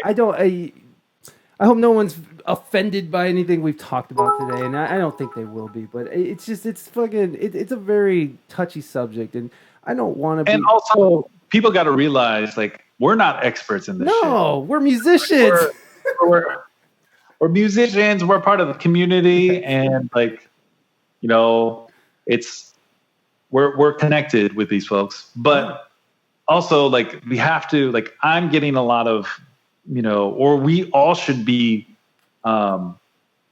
looking to the experts, the people who are literally been studying this, who have been like writing books, or also like advocating for these changes for a while. Like, we need to give our support, check them out for ourselves for sure, but give support, and rely on their expertise, just like someone would rely on my expertise if they were, when it comes to certain things in music. Not all music, definitely like certain things. I'm like, I can speak confidently from, my education and from my experience. So that, again, whoever's listening to this, we have to remember, like, these are opinions that are informed to a certain degree, but you got to go like further than that. Like, I'm going further than that by like being informed and, reading into stuff, talking with folks, and then also straight up listening. Like, listen to folks. Like, you don't have to have an opinion, or you don't have to entirely voice your opinion. You could just be like, I support that one, that person. Or in this day and age, and what we're doing right now, look, I support Black Lives Matter. Period. Like, just Black lives, Yeah. Totally. I'm going to listen to them and their experiences, because I don't know about you, like, talking about the biracial kick, which I always found interesting. My brother and I have had like conversations about this, about how, so we're biracial and half Polynesian, half white. And I think that's a pretty unique experience. We've had an even more unique experience in the sense of, we both talked about how privileged we like kind of grew up. We didn't see, or we never had to really like work against any overt racism or like subtle stuff that either I've questioned this. It's like, did I just not notice it and I ignored it, or did I have to deal with it at all? Either way, I know we've sailed through pretty well, but also recognizing the people around us, like not being treated the same. Like we, try and call out some shit, but our personal experiences, like, look, we're minorities, and a unique minority because we are biracial. But we don't have like that, like real experience of like being face to face with that shit. Yeah. So, and the trauma of experiencing it all your life. Yeah. And it's super interesting that like we have never, we kind of blended in, and we had like friends. I know for myself, like I was able to like bypass like literally every social circle on campus, on every campus that I ever was in. And it's very different, and I've never felt like unwelcome myself, but not ignoring the fact that like, oh no, like people are in these situations, at, my different schools. There was one time where I just talked with, there's a group of my black friends who in college who were pulled over on campus, our campus, by the local PD because they were basically racially profiled. And they went to school. They've been at school for like, a few years or whatever. Like there were just like 4 of them, whatever. And they were from different parts. I think they're all from the East Coast, but I think New York predominantly, and a couple from like, I think Wayne was from Connecticut. But it just totally deflated them. And it was just like, their day goes one way and then boom, that interaction. It's like, what the hell? Like, that otherism, like I belong here. I pay tuition up in this shit, all this stuff. Like, what are you doing here? Like, you guys look suspicious. Like, what? And I have that. I have a very similar thing. And hold on, just 1 second. I just want to go through this chat real quick, man. I'm so sorry. We're having most serious conversation and fucking. Shout out to Gummy Bear Coffee, the bestest coffee ever. There you go. Whisper Glitter, Mighty, thanks for stopping by. Whisper Glitter, I appreciate the biddies. Mighty, thank you so much for the lovely biddies. Reina, thank you for the biddies. Whisper Glitter, biddies, and thank you for those fantastic plastic cats. I love them. Looking good. I love the little, I don't know what that poker man is, but it's a poker man. But I had a very similar experience. Thank you for letting me do that. Dude, it's Twitter. We're about we're about wrapping up, so I won't keep you for too much longer. But I had a similar experience growing up, whereas I skated through pretty well without having to. I'm half Mexican, half German, and the only way that my classmates, when I was in 3rd grade, knew that I was Mexican, because I was just a fat little white kid to them.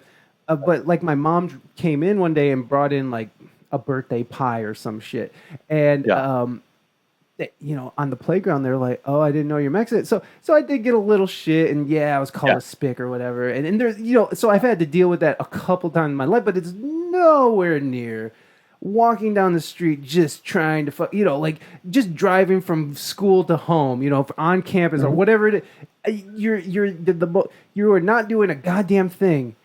And you're still being harassed. I've never had to really deal with that ever. So I get where you're coming from. I'm biracial, and I do feel even more connected to this thing. And I do have a history. Like my mom and her family marched with Cesar Chavez. So like there is a history of rebellion within me and the questioning. And so, but I feel like I have to be very careful in how I approach these things. And I don't do it gracefully a lot. I'm not very graceful at all at times. And so I never want anybody to misconstrue that I am all for this movement. I am all for all of this. I still am vehemently against looting and rioting, but I'm coming to understand a little bit more about the issues here. But let's focus on what's really important here, and let's focus on the peacefulness of this, and the what's right is right, and really question why people are feeling this way, and not just have that guttural responses like, well, things, it's not like the 60s, it's a and like, that's the thing too. You look at the news, and I do feel like I get that vibe that we're back in the 60s dealing with some of this stuff. I get that. And in some areas of the country, people are dealing with that. So I don't, I know it's not that blatant overt thing. I know it's not, but in some cases it is. But the way it's been constructed has, at this point, become overt. And well, we're seeing some overt stuff now, but it shouldn't take overt racism to like get something moving. And that's the important part, is like it moved underground. It moved into subtle areas and whatnot. And it's important for us to be informed and to educate ourselves, or get educated by experts who have taken the painstaking time and effort to really uncover like the injustices, and to be like, oh man, it's really fucking bad. Yeah. And it's not overt, because when the 60s happened, and all the civil rights, like, it became abundantly clear for people you couldn't be overtly like racist. So they just change it up. Yeah. We'll just shift. Yeah. And again, I'm just a shout out again to, the new Jim Crow, this book by Michelle Alexander.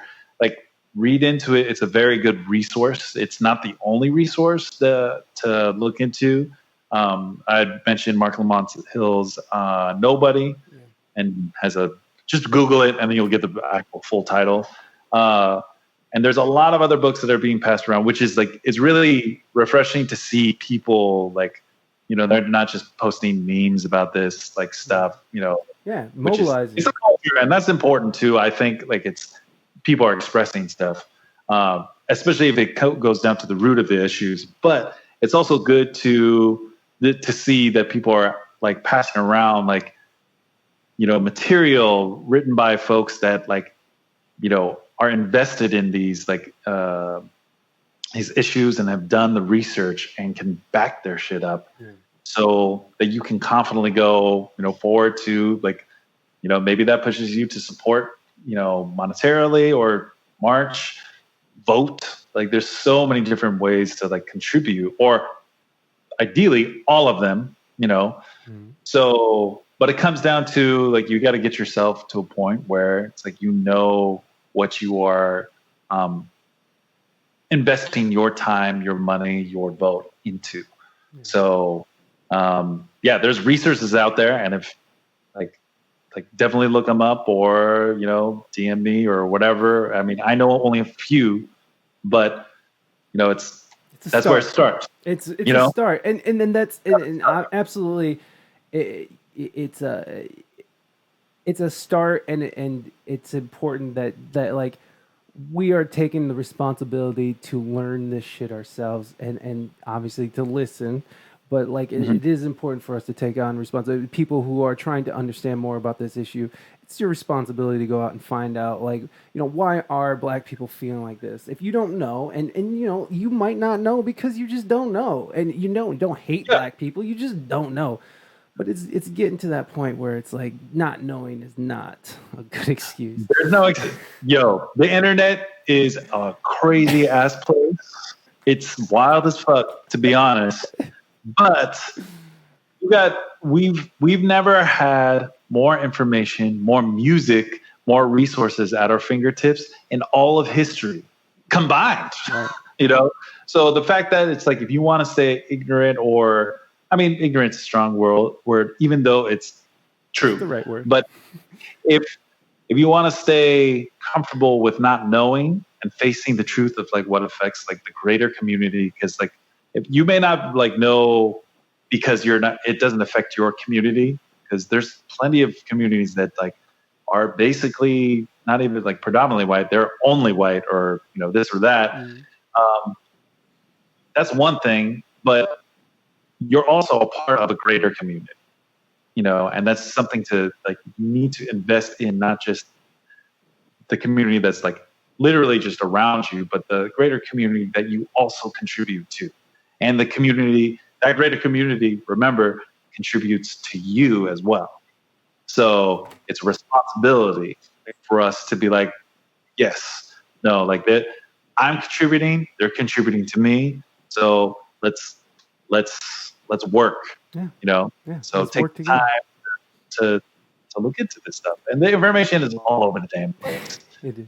So, Tonga, thank you so much, my friend. I super duper appreciate the new album, or the new EP is Transitions. The EP you almost didn't get to hear.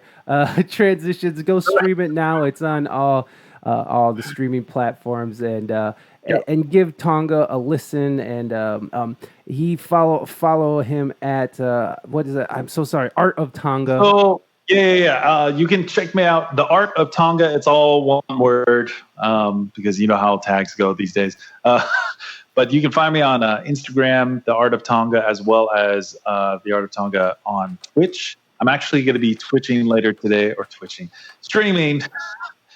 on Twitch right now. I'm streaming, I believe Tuesday and Thursdays are the most common times, 5 to 7 Pacific Coast time. And then I'm trying to do Saturdays as well. And I mainly focus on making music. And so you can see how I'm like, and it's not just beats, because I play and like write music. Like I actually might do some like thematic music, like a movie soundtrack type of theme, or this or that, like orchestration with like, I have a dope ass sample library of the BBC orchestra. Oh, nice. Yeah, it was expensive as hell, but damn, it sounds ridiculous. Yeah, it's pretty legit, huh? Who makes it? Who makes it? Spitfire Audio. They have, actually, if you're into like strings and just kind of the orchestral kind of stuff, and they have some other stuff too. Spitfire Audio has some like ridiculous content to like roll through to be like, oh, I might be able to use this. But I basically, every time I stream, I'll either make like a beat or multiple beats, or might like write some jazz, R&B, soul stuff, or whatever. It's basically, I'm just going to be creative for the most part and just be like, what can I make? It's super interesting. I mean, like, to me, like, I'm a nerd. So like sitting there and watching Tonga fucking put together these like, and like they'll like you're doing like some complex rhythms and shit on a push. That's why I had to play it before we got started. But Tonga, thank you so much, man. I super appreciate it. This was a great conversation, and everybody, make sure you tune in for Tonga. What time are you streaming? I stream 5 to 7 generally Pacific Coast time, Tuesdays, Thursdays, and I'm trying to make it consistent on Saturdays. Okay. I think I missed this last Saturday, but I also just started, so I'm still like working. Do you have a SoundCloud Pro account? Yes, I do. Bro, you're an affiliate now. Go onto your SoundCloud and apply for your affiliate program. They partnered with Twitch right when the pandemic started. Maite, thank you so much for the biddies. And Whisper Glitter, I did see your biddies earlier. I just didn't want to interrupt him in his very profound things he was saying. It just would have been rude to thank somebody for money while they were talking about, taking down the man. But I do appreciate it.